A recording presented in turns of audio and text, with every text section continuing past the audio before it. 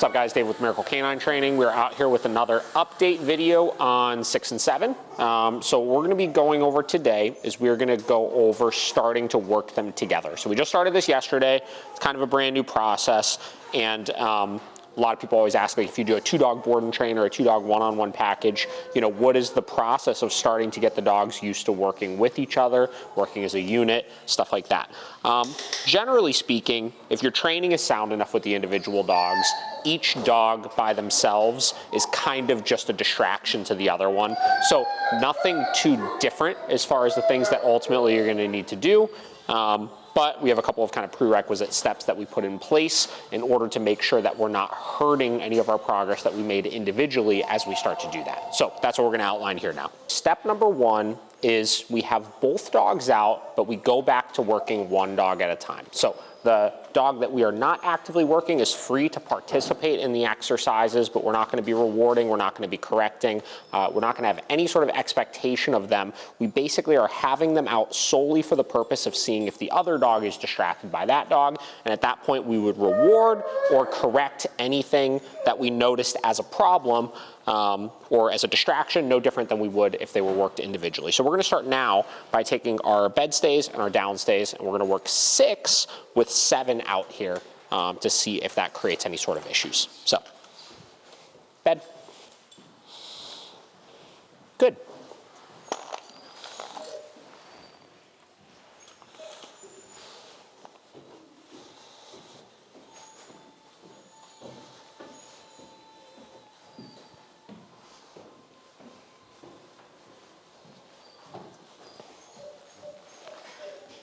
Good. Okay. And we're just going to repeat this exercise a couple of times here. Bed. Good. Now 7 generally is the more eager of the two when I do sessions individually. So some of the distractions we're going to be seeing here is as I'm rewarding 6, making sure that he's not butting in and trying to steal that reward. There's a high probability that he is going to get onto the bed before she does, which for some dogs, getting onto the bed when another dog is already on it can be a little bit challenging or kind of throw them off mentally a little bit. And on top of that, since he's going to realize he doesn't have expectations, he's going to be following me around quite a bit, figuring out what he could do to access those rewards, and that could provide a distraction for her as she sees him getting on and off. So she's going to have to stay more focused on the task at hand as opposed to what he's doing, and especially given the fact that they're litter mates, good. That can be challenging to do and is a very important hurdle for them to overcome. Okay. So we'll do that a few times. Bed. Good.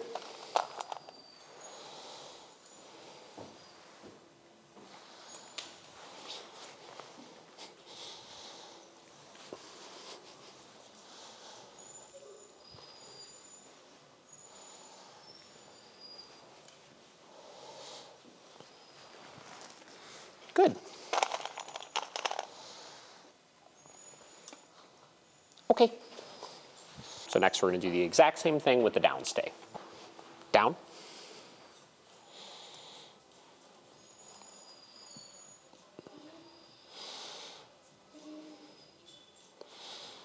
Good.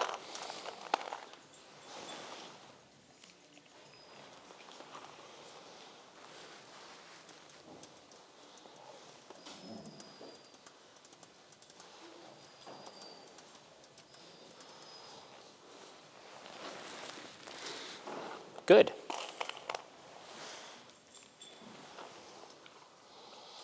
Okay. Down. Now you see, obviously, as I'm asking these commands, he's starting to get disengaged with me, and he's starting to get focused on her. So I'm going to work her through this, and if he starts getting too annoying with that, I will tell him, obviously, he needs to back off. But right now, I want her focused on the task at hand here, which is the down stay. Very good. Good. Nope, down. There you go. Obviously, same expectation as always. What I'm going to be focusing on here is enforcing this command just like we would enforce any other. There we go. So that means good. Hey. So that means making sure she gets all the way into the down, and then with the food rewards, we do focus on that hip swing as well. Her kicking those hips to the side, and that was a good repetition because you saw how he was kind of getting annoying. He went to go poke my hand for the food, knowing it was not his. So I just kind of brushed him away, made sure he realized he needed to wait his turn. Nope, down. And you see that additional distraction. Good. Got her quite a bit distracted, so it was a good opportunity to work enforcing that command further. Okay, down. Good. So that was the fastest one yet. Just kind of helped her through those hurdles, obviously, of him kind of bouncing over her and then her getting distracted by it. And we have her now more smoothly getting into that position, even with him out.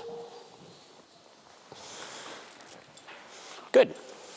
Now it's important, obviously, to make sure this stuff is very smooth initially just by themselves. Okay.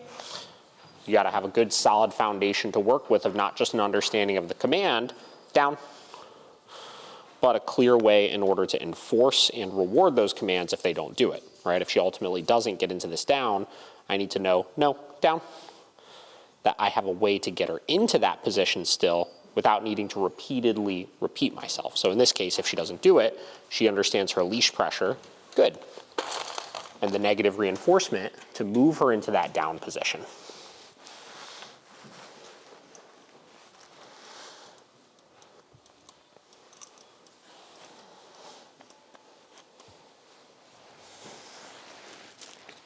Good.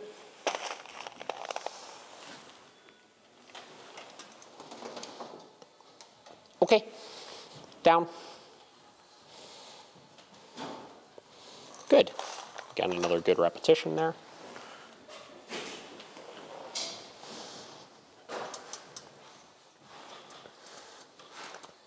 I think a lot of people skip this step and they try to jump right into working both of the dogs at the same time. Good. After they've never worked them just in the presence of each other. And that could pose a lot of problems because they're going to make more mistakes. And if you're trying to focus on both at the same time, okay, your timing and enforcing the commands and fixing those mistakes is going to be sloppy with them individually at that point. Down. Good.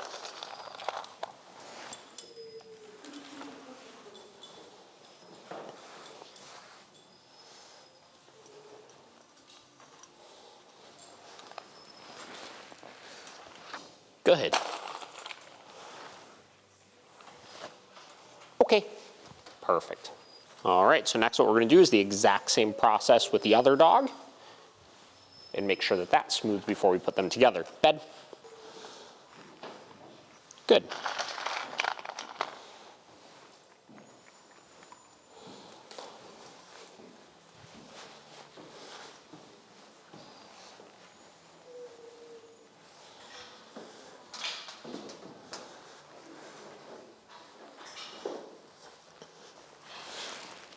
Good. Okay, and we'll do the same thing with the down next. Down. Good.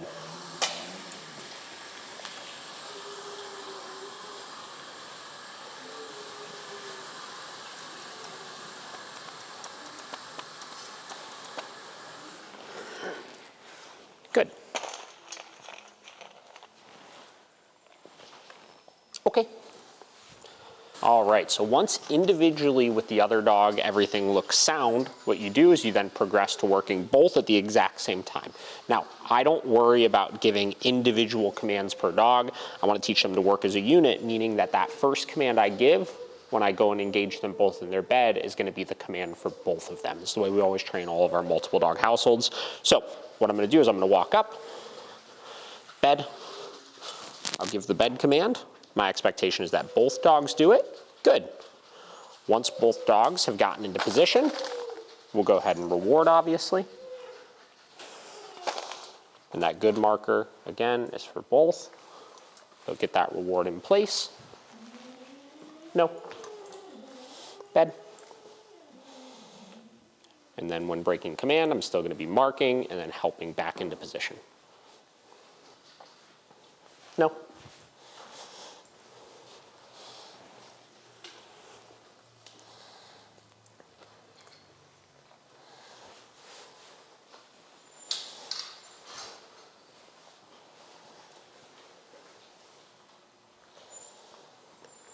Very good. I'll go back. Same deal. I want both of them to stay stable as I pick up the leashes. Good. Then we'll mark with good and we'll reward. Now, obviously, in addition to working with each other right now, we have additional distractions going on, meal times going on around the facility. We have people walking in and out. So there's a fantastic opportunity to proof both of their commands individually as well as with together. Okay. So we'll do the same thing again, walking up, bed, giving that cue. Good. Obviously, both did it. Both get rewards. This is a big point again, as I'm rewarding, I'm making sure if I'm rewarding him that she's not butting in to steal it. And then if I'm rewarding her, that he's not butting over to steal it. And generally just enforce that really easily by kind of bumping them away with my hand. If they were extremely pushy with it, sometimes I would add a little bit of a leash correction in.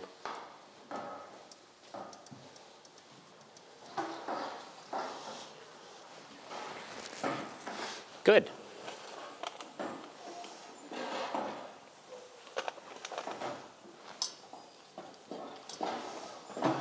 Okay. Hi, how are you? Scooter. Scooter? We'll have him up in just a second for you. So another good training opportunity here. Bed. Good. So I've both engaged in command. And we're just gonna have him hold this entire time this dog gets sent home.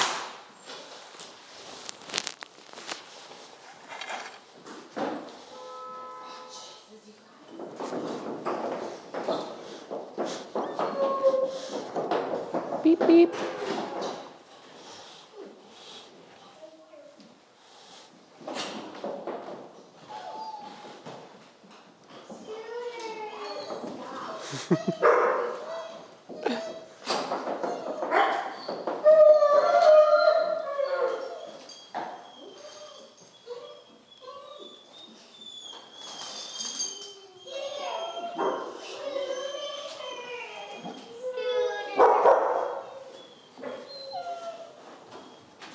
Hey.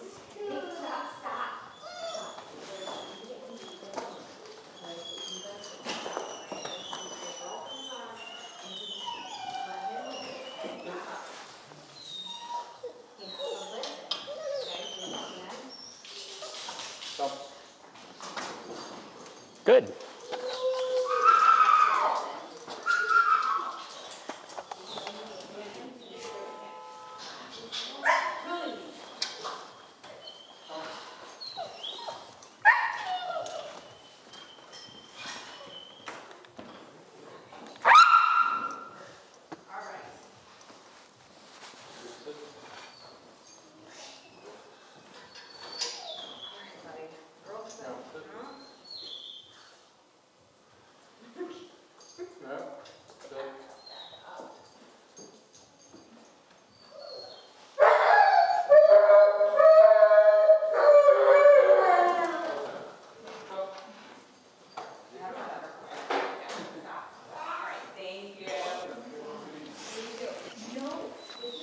Okay.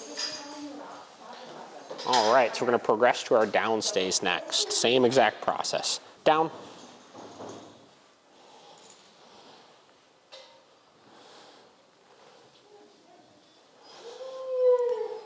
Good. Excellent.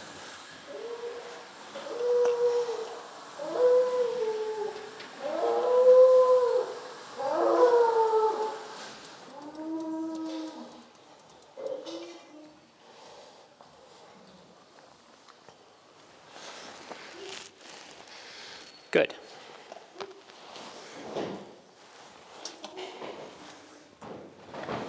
Okay. All right, so last step is then teaching the walking together. So generally we'll do this simultaneously. with the actual training exercises inside. So we work them together. We do our really kind of core foundational kind of training exercises, basic commands, working them for food. No matter where you're at in your training stages, if you're going to add another dog into the mix, go back to about as simple of a criteria as you can. You know, no matter where your dogs are at, even if you're doing like downstays outside, you know, downstays in the park, all sorts of stuff like that, working like your room, right? Or work in like a training room or somewhere with minimal distractions first as you do this. So with the walking, same exact criteria. So obviously they both know their come command, meaning that they need to be actively walking with us, not paying attention to other things. So what I'm gonna do is I'm gonna hold these leashes super loose. Come. I'm gonna give that come command. I'm gonna start walking with them. And then as I'm walking, if they get out of position, I'll be making sure I'm marking and giving a correction, but I'm gonna be kind of focused on one individual dog at a time. So let's say he keeps pushing the boundary, no. I'll mark with no and I'll give him a correction for that. And I'm just gonna make sure that I'm positioned in a way where I can give that correction without accidentally correcting the other with the leash, depending on how I'm holding those leashes. Now, walking position with multiple dogs, generally I'm very loose about it. I don't need both of them in like a rigid left-hand heel, nor do we necessarily teach that with the dogs. As you've seen in the earlier videos where we were teaching some basic leash training with these dogs, we were kind of keeping a little bit of a criteria of they just needed to be within the length of the leash. That's still very close to what we're holding them to. The only difference is I have started enforcing that they're not allowed to pass me. So as I'm walking, they can do anything behind. You see Six obviously is hanging back. She's a little more timid. She gets easily spooked and scared by the traffic. So totally fine if she wants to do that, kind of keep looking over her shoulder. In his case, he tends to always want to kind of cut in front and pass and stuff like that, which I'm not going to be letting him pass me, obviously, but if he stays a little bit further up than she does, that's totally fine.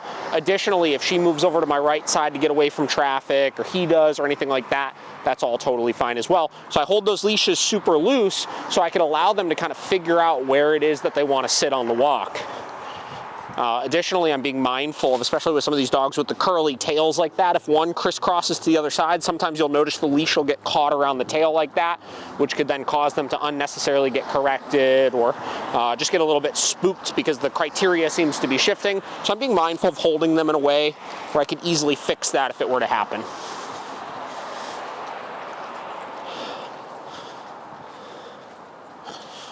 Got some food and stuff on the ground. I'm not tightening up the leash.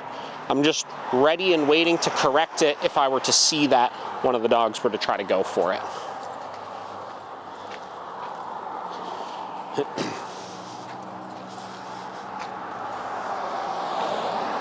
So far, these guys have been making massive strides, though, for just a couple weeks into this.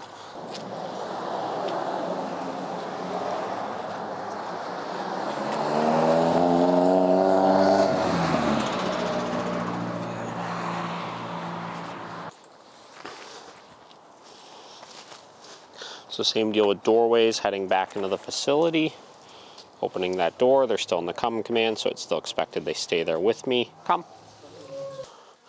And then additionally, we're going to have our clear routine as far as kenneling these dogs back up. So one at a time, holding sit stays here as I get them de-geared. No. Sit. Great.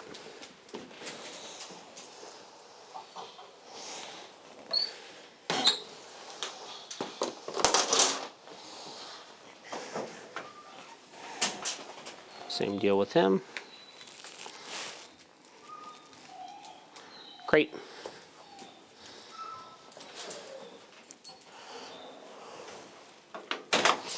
And that's our process of starting to get started with working your two dogs together with each other.